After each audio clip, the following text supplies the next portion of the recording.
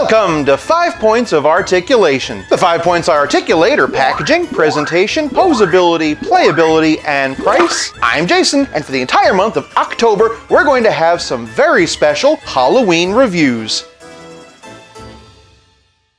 Today, we're wrapping up 5POAWEEN 2022 with a belated look at Blackest Night. Starting off with the packaging, and all of them come in the extra wide Build-A-Figure window boxes. Down here we see we're collecting to build Atrocitus. Names and logos on the side. Curious that Superman says Black Lantern and the others don't. That said, it is nice to see the Blackest Night logo up top. You can also see it at the tippy top, and all 4 figures have the same basic back of the box. Which is to say they all have the same picture of Atrocitus, instructions how to build him, and a key of which piece comes with which figure. And of course down here we see all the characters in the wave. Being a mega fig, Nekron comes in a big old window box. Name and logo down here, name and logo on the side. Oddly enough, they didn't give him the Blackest Night logo, but they did give him the coolest artwork on the back. And now if we could just get figures of these 3. Since this is technically a set, a little bit more consistency would have been nice, but it's not a deal breaker. And for packaging, I'm giving Blackest Night 1 whole point. Moving on to presentation, and all 4 basic figures stand between 7 and 7¼ inches. Deathstorm is just a little bit taller because of the fire. I'm going to start with Kyle because he's my least favorite of the bunch. Not Kyle the character, mind you. He's actually my favorite Green Lantern. I just don't particularly care for this costume. I'm also not crazy about how it's been executed. I am pretty happy to see him smiling though. That said, I can't help but wonder where his nose is. I imagine some of you were hoping I'd be doing a versus of these 2, and while I do plan on doing a Kyle Rayner versus, this actually isn't the figure I have in mind to go up against him. Don't worry though, we'll still do a comparison and some part swaps. My main issues with this figure honestly are the thermal underwear texture, and as always, the diaper. It's hard to see on camera, but these 2 greens don't actually match. Not only that, but this awkward bunched up waist cut makes it look like he's wearing a pair of Depends under his tights. Otherwise, I do like the proportions, and again, this really great head sculpt. Lack of nose notwithstanding. Next up, and here we have Superman. It's worth noting that this isn't a zombie version of our Superman, it's actually the Superman of Earth 2. Overall, I really like this sculpt. Even the diaper doesn't bother me as much because of how flush it is and because at least the colors match. That said, they're hiked up so high, I don't know if this is Superman or Urkel. But then we get to this crest, and that absolutely kills it for me. It's just so lumpy and gashy that it kind of looks unfinished. I feel like it looks like I made this out of clay and just slapped it on there. The biggest misstep, however, is that they forgot to give,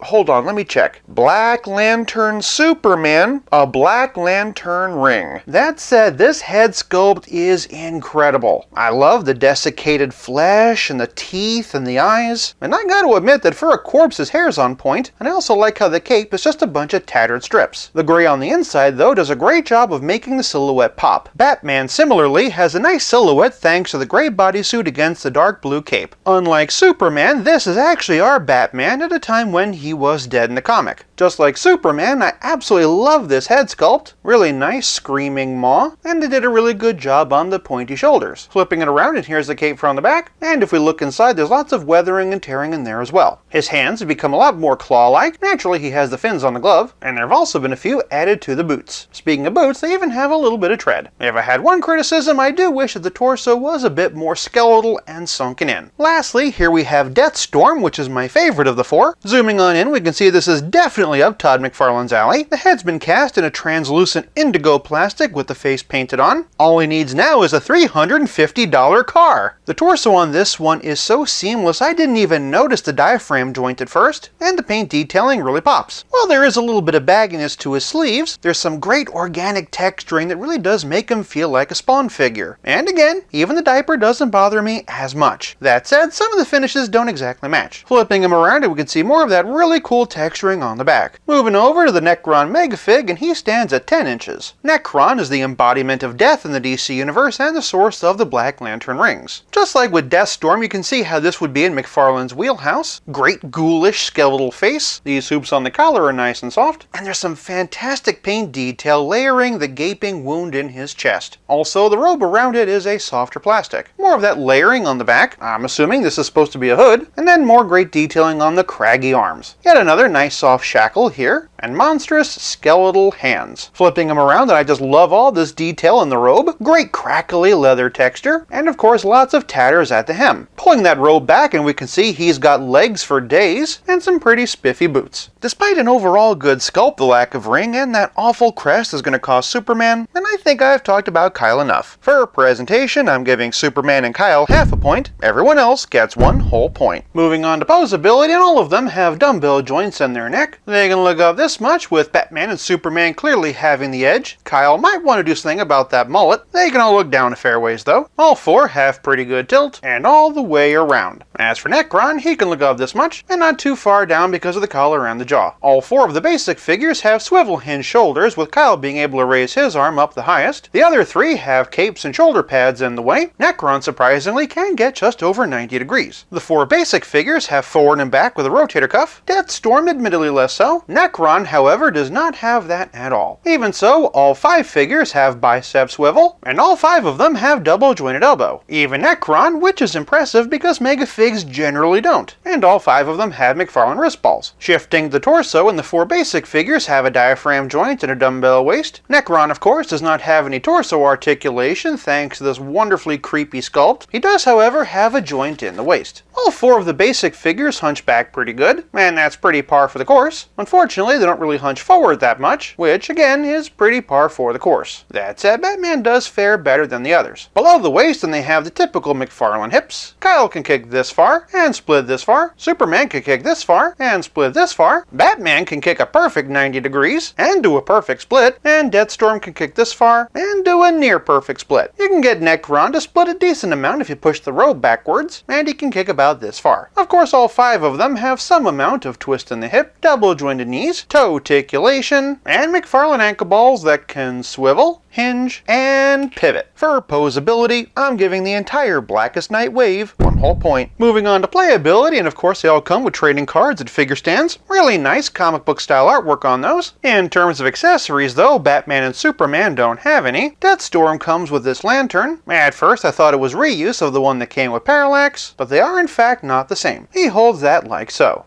Unfortunately, it's the same hand that he's using to wear the ring, so a power-up shot will be difficult, though not impossible. Kyle comes with his own unique lantern, and this really cool sword. Appropriately, he can hold the lantern in his left hand, or the sword. The coolest accessory, however, belongs to Nekron, this epic sickle that also doubles as a black lantern. Considering how few Megafigs even get accessories, this is extra impressive. But playability is more than just accessories, it's also about build-a-figures, which, come to think of it, is just a bunch of accessories put together. Atrocitus stands at 9 inches, and clicked all together surprisingly well. Atrocitus, for those of you who don't know, is the leader of the Red Lanterns. Just as the Green Lanterns are powered by will, the Red Lanterns are powered by rage. Very nice shading on the face, and those bright white teeth really pop. I also really appreciate how they handle the waist cut. If they had done something similar with Kyle, I would have had a completely different feeling about it. Putting them together, and I can see that thermal underwear texture is a motif. In the interest of not being repetitive, I'm not going to go over his articulation, but he does have all the same points as a regular figure. He unfortunately doesn't have any accessories, and come to think of it, there's only one that I really would want, a trading card of his very own. That's one thing I would like to see McFarlane try to find a way of working into the Build-A-Figures. But playability is more than just accessories, it's also about how well your figures play with others. For another undead world's finest comparison, and here we have the deceased versions of Superman and Batman. On the subject of being undead, there's also an old Elseworlds comic where Batman's a vampire that I would love for McFarlane to do, and since they have the molds, I also wouldn't mind it if McFarlane did a DC Essentials version of Kyle. That said, almost any version of a regular Firestorm would be appreciated. Here we have the deceased Flash and the Dark Flash we looked at previously. Honestly, the aesthetic is so similar, you could probably sneak him into your deceased collection until McFarlane makes a proper one.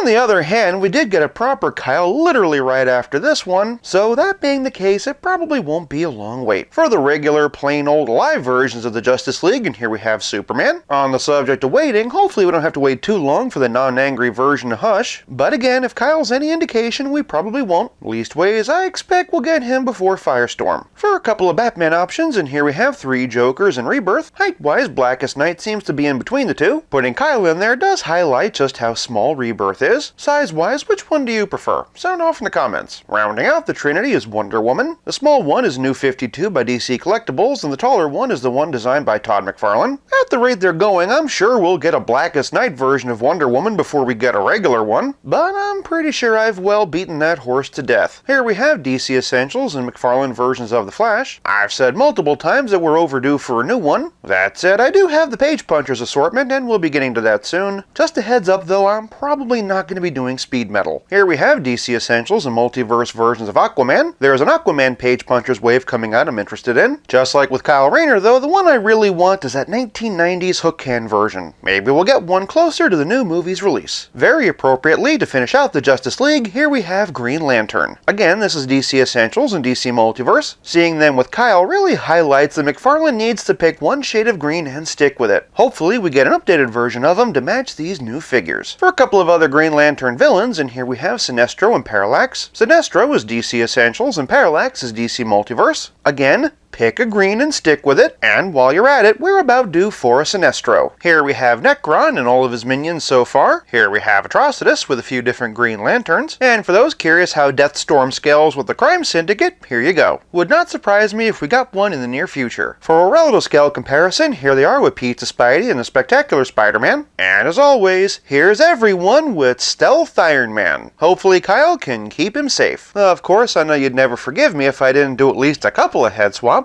Here we have Action Comics 1000. I'm honestly surprised at just how well this works. If you wanted to make a zombie Superman, this would be a great start. That said, if you were interested in a bulkier body, the Infected is a great option. For one thing, the skin tones are already a near perfect match, and for another, the tattered cape adds to the look. Of course, I'm sure some of you were very curious about Cavill, especially now that he's back. Personally, it kind of reminds me of the scene from Batman v Superman when he was hit with the nuclear bomb. Lastly, here we have Page Punchers. Surprisingly, the skin tones aren't that far off here either, and aside from the hands, the proportions are pretty good. Keep in mind though that any zombie Superman custom will require you to do something about his tiara, and believe me, that's the only crown this figure is getting. And then for a few Batmans, and here we have Rebirth, throw on some black paint and this definitely works, and honestly the slightly larger head balances out the proportions just a bit better. Here we have Page Punchers. Admittedly, he doesn't have much of a neck, but the scaling is good, and the overall rumpled look I think would lend itself pretty well to a zombie Batman. Here we have Detective Comics 1000. I actually really like this head on this body, and the costume is a lot closer to what he actually wore in the DC's comic. Lastly, here we have the Batman of Zor-En-Arr. I mainly did this one just for fun because of how tattered and stitched together the costume is, but I have to admit, there is something to this. Well, as much as I do like the head swap potential, it doesn't make up for the lack of any unique accessories. Unfortunately, I can say the same thing for Atrocitus. For playability, they get half a point. The rest of the wave gets 1 whole point. This leaves us with nothing left to discuss but the price. The 4 basic figures were $25 a pop, and depending on how you look at it, Atrocitus was either free or only cost $20. If they were just single releases, Batman and Superman would have been $20 a pop with no unique accessories. As I see it, that makes them the lowest value of the bunch. By that standard, Kyle actually has the most value. It is worth noting, however, that McFarlane could afford to give him more accessories because they were getting at least 2 different figures out of this mold. As a Mega Fig, Nekron was $40, but not only is he extra large and well painted,